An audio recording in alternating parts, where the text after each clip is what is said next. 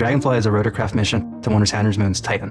We're really curious in understanding how life evolved on Earth, how we came to be, and we see Titan as sort of a precursor to what it takes for life to form. Titan has an atmosphere. That's why the rotorcraft is a good option for the Dragonfly program. By doing these hops and flying to these different regions, we can get a broader sense of the makeup of Titan.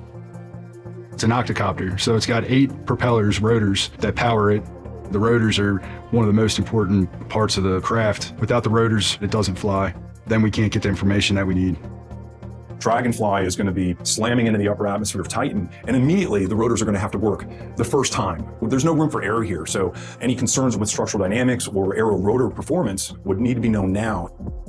We are machining 8 rotors for the wind tunnel test. All the fixturing had to be custom made. We're removing so much material. We're going from 350 pounds down to 6.5 pounds. We didn't have extra material or the time to make an extra, so everything had to be perfect every time.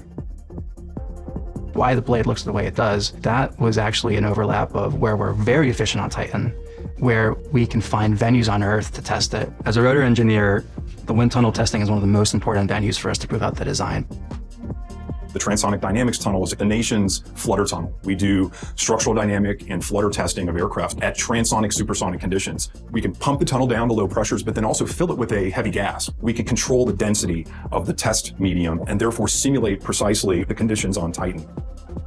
On this particular test, the focus is primarily aeromechanics. All of the data will be combined to create very high fidelity representations of loads, forces, dynamics. We can use that to predict the performance on Titan with a high degree of confidence. We're going to be acquiring gigabytes of data that will help determine the structural capabilities of the rotor blades, of the arms, and of the vehicle. You have to understand all of these boundaries in order to ensure a safe flight for that project that's going to take humanity all the way to Titan. This was a very successful test campaign. Without the ability to get to NASA Langley, we couldn't accomplish this incredibly ambitious mission. Using some of those resources is what's going to get us to the finish line and to Kennedy ready for launch. It is so kind of out there in terms of a concept. You know, we're going to launch a 2,000-pound vehicle to go fly around another moon. It's just kind of beyond the realm of what most people think about science fiction. We got a huge crew of very brilliant and intelligent people. There isn't too much that we can't overcome. With us all working together, the sky's the limit.